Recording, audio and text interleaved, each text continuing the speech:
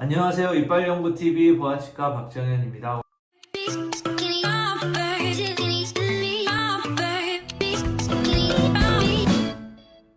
그 데스크에서 환자분들께서 종종 여쭤보시는 질문들이 있어서 오늘은 그 Q&A 형식으로 좀 여쭤보려고 해요. 네. 우선은 보험 적용 스케일링이랑 네. 치료 전 스케일링이랑 도대체 차이점이 뭔지 많이 궁금해하셔서 답변 부탁드릴게요.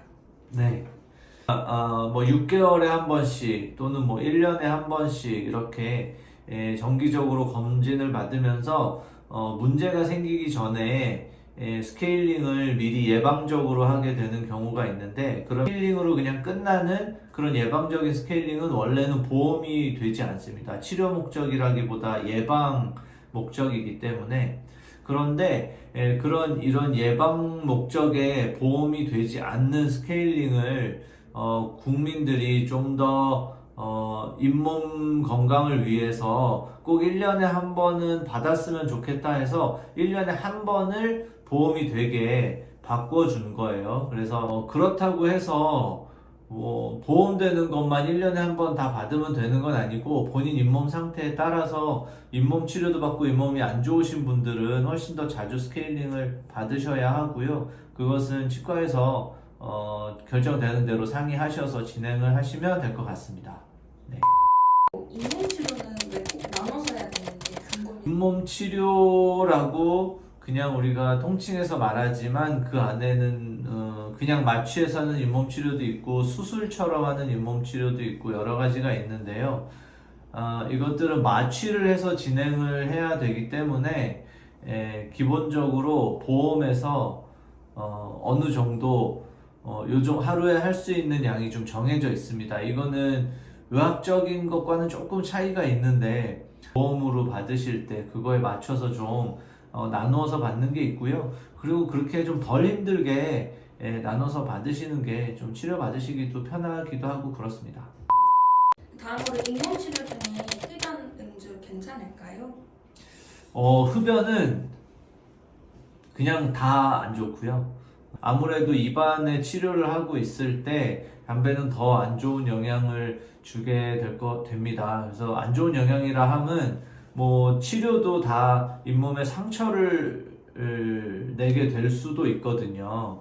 깨끗하게 하는 것이기는 하지만, 우리가 하는 수술이라는 것도 다 깨끗하게 하기 위해서 하지만 상처가 나잖아요. 그럼 그런 것들이 다시 건강하게 아물어야 되는데, 담배 같은 것들은 그렇게 아무는 것들을 또 방해하고 할 수 있기 때문에 가능하면 뭐 아예 안 하시는 게 좋고, 술은 뭐 담배보다는 덜 하기는 하지만 그래도 술 드시면 이 몸의 컨디션 떨어지면 면역도 떨어지고, 또 한 가지는 혈압이 올라가잖아요. 술 많이 먹으면 혈압이 올라가면 치료하고 상처난 부위들의 통증도 더 심해질 수 있고 하기 때문에 뭐 어느 정도 아물 때까지는 좀 피하시는 게 좋을 것 같습니다. 네. 그리고 잇몸에서 피가 계속 나는데 양치질을 피해서 해야 할까요?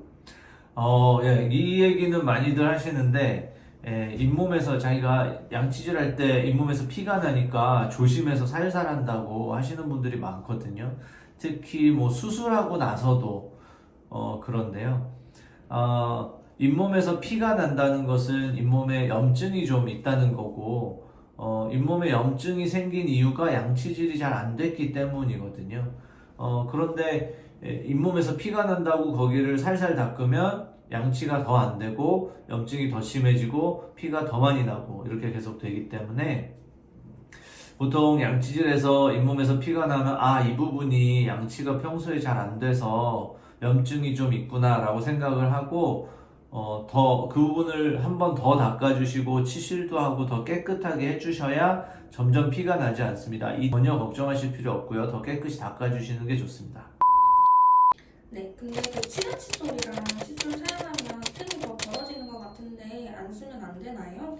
시간 칫솔 치실 때문에 잇몸이 많이 벌어질 건 없고, 잇몸이라는 것은 밑에 잇몸 뼈가 있는데 뼈 위에 그냥 살이 얹어져 있는 거예요. 보통 그 염증이 있는 부위들은 잇몸이 부어 있게 되는데요.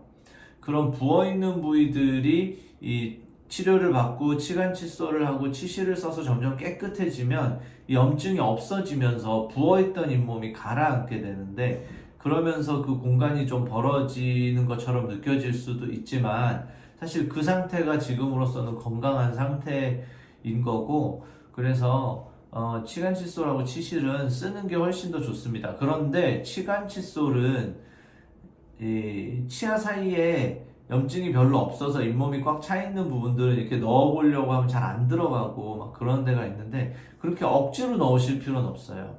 그리고 작은 공간에 큰 걸 막 억지로 넣으실 필요도 없고, 치간 칫솔은 치아 사이의 공간 크기에 딱 맞는 칫솔 사이즈를 정확하게 이 진단을 받으셔서 그 사이즈에 맞는 걸 사용하셔야 잇몸이 무리가 가서 내려간다거나 또는 뭐 큰데 조그만 걸 써서 잘 안 닦인다거나 뭐 이런 것들을 피할 수 있을 것 같습니다. 네, 잇몸이 너무 안 좋은데 스케일링을 계속 받으면 좋아질까요? 염증 때문에 뼈가 녹아서 이 뼈의 양이 줄어드는 걸 잇몸뼈가 약하다라고 얘기를 하거든요. 근데 이 잇몸뼈가 녹는 이유는 치석과 플라그이기 때문에 잇몸이 약할수록 스케일링을 자주 받고 양치질을 더 개선을 해서 이 치석하고 플라그가 잇몸뼈를 계속 녹이는 걸 막아줘야 잇몸이 더 나빠지지 않고 건강하게 잘 쓸 수 있습니다. 잇몸에 좋은 치약 과연 도움이 될까요?